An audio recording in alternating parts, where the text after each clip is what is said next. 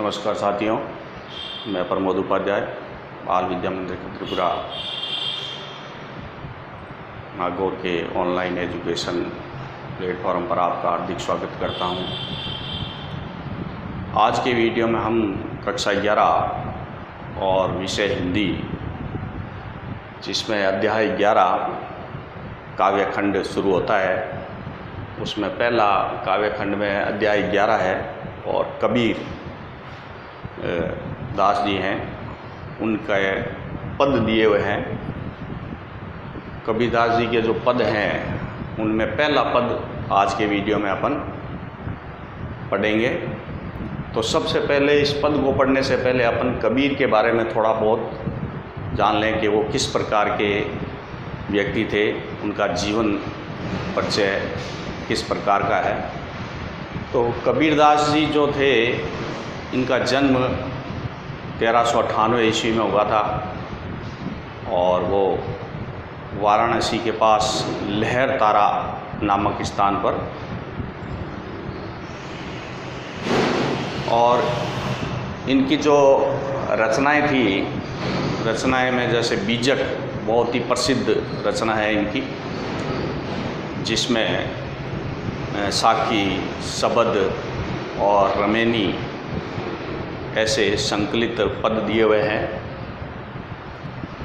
तो बीजक बहुत ही प्रसिद्ध इनका काव्य रचना मानी जाती है और उन्हीं में से ये पद लिए हुए हैं। इनकी मृत्यु जो हुई थी वो 1518 में हो गई थी और ये कबीरदास जी जो थे भक्तिकालीन निर्गुण धारा के प्रतिनिधि कवि माने जाते हैं। उन्होंने अपनी कविताओं में खुद को काशी का जूल्हा बताया है, काशी का जूल्हा बताया है। और उन्होंने जो भी ज्ञान प्राप्त किया था तो वो सब ज्ञान सत्संग से उन्होंने प्राप्त किया था। किताबी ज्ञान के स्थान पर उन्होंने, यानी वो किताबी ज्ञान ज़्यादा ध्यान में नहीं रखते थे, उसके स्थान पर उन्होंने आँखों से देखे हुए सत्य और अनुभव को ही उन्होंने प्रमुखता दी है कि आँखों से देखा हुआ सत्य ही माना जाता है और उनके जो भी अनुभव हुए वो आँखों देखे हुए, तो उनको वह प्राथमिकता देते हैं। उनकी रचनाओं में नाथों, सिद्धों और सूफी संतों की बातों का प्रभाव मिलता है। तो वह जो कबीरदास जी थे वो कर्मकांड के बहुत विरोधी थे, वेद विचारों के विरोधी थे। वह केवल एक ही चीज़ का समर्थन करते थे, जैसे कि जाति भेद, वर्ण भेद और संप्रदाय भेद के स्थान पर मनुष्य के बीच प्रेम, सद्भाव और समानता होनी चाहिए, इसका वो समर्थन करते थे। यानी जाति से ऊपर उठकर, रंग भेद से ऊपर उठकर, संप्रदाय से ऊपर उठकर उन्होंने हमेशा प्रेम, सद्भाव और समानता का समर्थन किया है। तो इस तरीके से कबीरदास जी जो थे, इन्होंने बीजक रचना लिखी थी, उसमें कई साखियाँ लिखी हैं और शब्द लिखे हैं, रमेनी लिखी है। तो उसी के आधार पर यहाँ पर आपके अध्याय 11 में कबीरदास जी ने पद लिखे हैं। तो उसमें पहला पद जो लिखा है उसकी आज हम चर्चा इस वीडियो में करेंगे। तो इस पहले पद में जो कबीरदास जी ने लिखा है तो उसके बारे में थोड़ा सा संक्षेप में बता देता हूँ कि इस पहले पद में कबीर ने कहा है कि परमात्मा को सृष्टि के कण कण में उन्होंने देखा है। यानी परमात्मा जो ईश्वर जो हैं वो पूरी सृष्टि है, पूरे संसार में कण कण में विराजमान हैं और उन्होंने ईश्वर को ज्योति रूप में भी स्वीकारा है तथा उसकी व्याप्ति, जो ईश्वर की जो व्याप्ति है वो चराचर संसार में दिखाई है उन्होंने। कबीरदास जी ने, और इसी व्याप्ति को अद्वैत सत्ता के रूप में देखते हुए विभिन्न उदाहरणों के, इसमें उदाहरण जो दिए हुए हैं उन विभिन्न उदाहरणों के द्वारा रचनात्मक अभिव्यक्ति इसमें की है।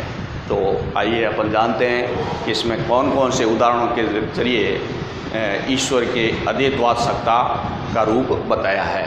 तो सबसे पहली पंक्ति है, हम तो एक एक कर जाना।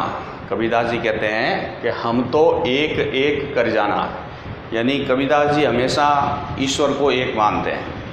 वह कहते हैं कि हम तो पूरे संसार में एक ही ईश्वर को मान्यता देते हैं, यानी पूरे दुनिया के अंदर, पूरी दुनिया में एक ही ईश्वर है।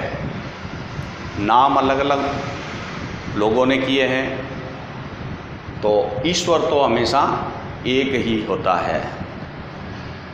दो ही कहे तिन्ही को दो जग, जिन नाहिन पहचाना। दो ही कहे तिन्ही को दो जग, जिन नाही पहचाना। इसमें देखो दो ही कहे, यानी जिसको, ईश्वर को जिसने भी दो कहा है, यानी ईश्वर को दो भागों में बांट दिया है, अलग अलग भागों में बांट दिया है। ऐसे मनुष्य या ऐसे लोग जो हैं, तिन्ही को यानी उनको, दो जग यानी नरक। दो जग यानी क्या होता है? नरक। जिन नाहीन पहचाना, यानी जिसने ईश्वर को नहीं पहचाना और ईश्वर को अलग अलग बांट दिया या अलग अलग नाम रख दिए, तो वो हमेशा नरक के भागीदारी हैं। दो जग यानी नरक के भागीदारी हैं, यानी वो हमेशा वो नरक में ही जाएंगे जो ईश्वर को बांटने का कार्य करेगा।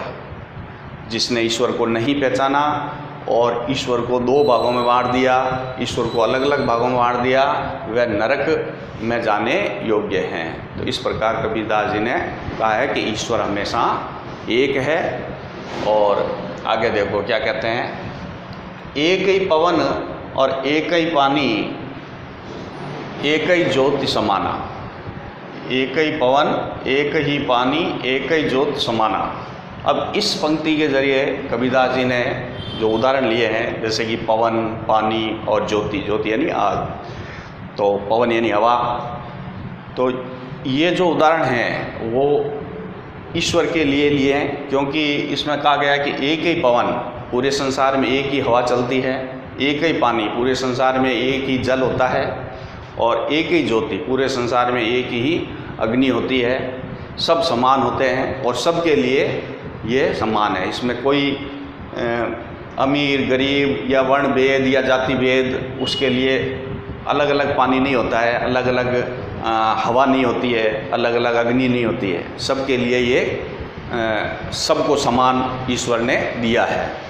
तो उसी प्रकार से बताया कि एक ही पवन और एक ही पानी और एक ही ज्योति समाना, यानी एक ईश्वर के अंदर ये सभी चीज़ें मौजूद हैं जो पूरे संसार के लिए एक ही प्रकार की हैं। यानी इससे ये अद्वैतवाद सत्ता, ईश्वर की अद्वैत सत्ता का इसमें रूप प्रकट हो रहा है कि एक पवन और एक ही पानी, एक ही ज्योति समाना। यानी पूरे संसार के अंदर ईश्वर ने एक ही हवा दी है, एक ही पानी और एक ही अग्नि है जो ईश्वर में विराजमान है, और सबको समान रूप से ईश्वर ने सबको एक जैसा दिया है। ठीक है, आगे देखते हैं। एक ही खाक गड़े सब भांडे, एक ही कोहरा साना। अब इस पंक्ति में कबीरदास जी क्या कह रहे हैं कि एक ही खाक, खाक यानी मिट्टी। यहाँ पर मिट्टी, खाक का मतलब मिट्टी शब्द लिया है, मिट्टी का अर्थ लिया है। तो एक ही खाक गड़े सब भांडे, भांडे का मतलब बर्तन।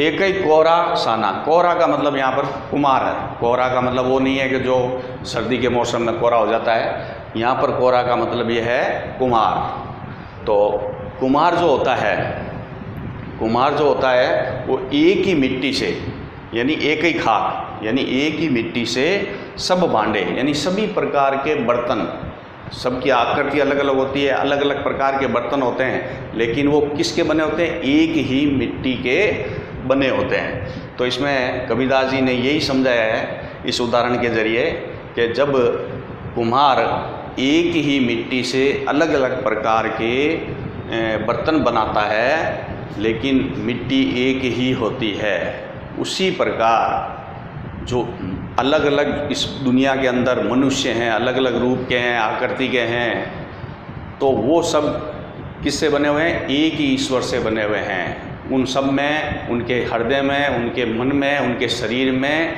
एक ही ईश्वर विराजमान है। यानी एक ही ईश्वर ने इन सबको अलग अलग प्रकार से बनाया है इस दुनिया के अंदर। तो ये कहना चाहते हैं इस पंक्ति के जरिए कबीरदास जी। आगे देखो, जैसे बाड़ी काष्ठ ही काटे, जैसे बाड़ी काष्ठ ही काटे, अग्नि ना काटे कोई। अब इस पंक्ति में कबीरदास जी ने कहा है कि जैसे बाड़ी यानी क्या है? बढ़ई, जो खाती होते हैं, सुथार होते हैं, जो लकड़ी का काटने का काम करते हैं, लकड़ी के चीज़ें बनाने का काम करते हैं, तो वो सुथार होते हैं बाड़ी। तो जैसे ही बाड़े काष्ठ ही काटे, यानी जब सुतार जो होता है लकड़ी को काट तो सकता है, लकड़ी को काट सकता है, अग्नि ना काटे कोई, लेकिन उस लकड़ी के अंदर जो अग्नि विराजमान है उसको वो कोई भी नहीं काट सकता है। क्योंकि जब लकड़ी को अपन चूल्हे के अंदर जलाते हैं तो वो जलना शुरू हो जाती है, तो लकड़ी के अंदर जो अग्नि विराजमान है उसको कोई नहीं काट सकता। इस दुनिया में आज तक ऐसा कोई पैदा नहीं हुआ है जो लकड़ी के अंदर अग्नि को काट सकता है। लकड़ी को काट सकता है, लेकिन लकड़ी में जो समाई हुई अग्नि है, जो उसका गुण है जलने का, उसको वह कोई नहीं काट सकता। तो इस उदाहरण से कबीरदास जी जो हैं वो क्या कह रहे हैं कि प्रत्येक मनुष्य के अंदर जो हृदय में आत्मा विराजमान है, उस आत्मा को कोई भी काट नहीं सकता है या आत्मा को मार नहीं सकता है। शरीर भले ही कट जाए लेकिन आत्मा कभी भी मरती नहीं है। यानी शरीर को नुकसान हो सकता है लेकिन आत्मा हमेशा अमर होती है। यही बात इस पंक्ति के माध्यम से कबीरदास जी ने कही है। अब आगे देखो, माया देख के जगत लुभाना, काहे रे ना गरबाना। माया देख के जगत लुभाना, काहे रे नर गरबाना। ठीक है, तो इसमें इस पंक्ति में कबीरदास जी कह रहे हैं कि माया देख के जगत लुभाना, यानी संसार के अंदर बहुत सारी माया का जाल बिछा हुआ है, तो उसको मनुष्य उस माया जाल के अंदर फंस जाता है और उस माया जाल को प्राप्त करके गर्वित हो जाता है, यानी अहंकारी बन जाता है, अपने ऊपर गर्व करना शुरू हो जाता है। तो ऐसा करना नहीं चाहिए मनुष्य को, क्योंकि माया जो जगत की जो माया है उसमें अगर व्यक्ति फंस जाता है, उस माया जाल में, उस माया जाल के लोभ में व्यक्ति जब चला जाता है तो वह अहंकारी हो जाता है। तो उस माया जाल से हमेशा दूर रहना चाहिए। ठीक है, आगे कबीरदास जी क्या कहते हैं? निर्भय भया कछु नहीं व्यापे, कहे कबीर दीवाना।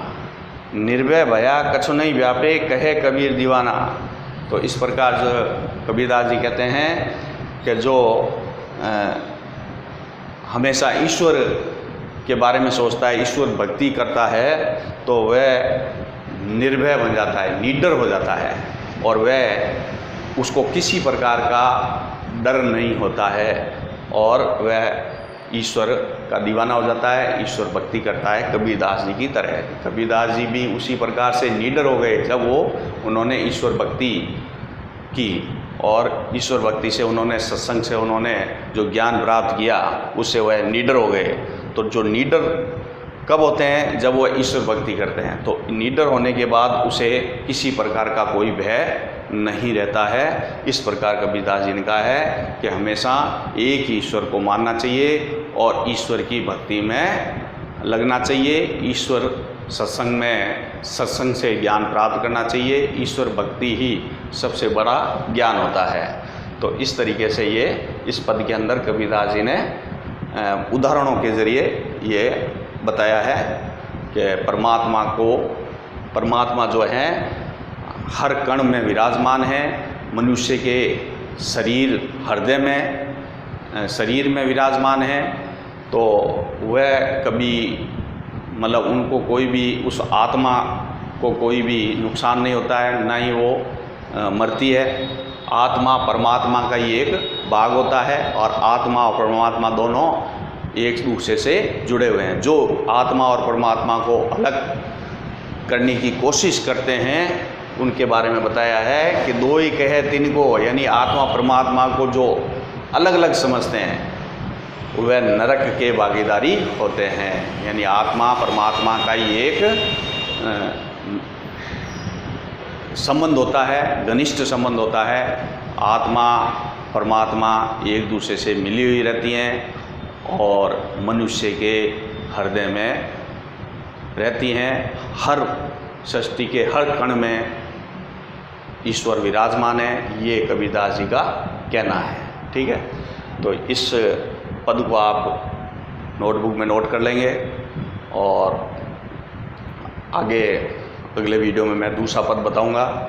इसको आप बार बार पढ़ेंगे और हमें उम्मीद है कि आप किताबें ले आए होंगे और किताबों में देखकर इसको बार बार पढ़ेंगे। ठीक है, धन्यवाद।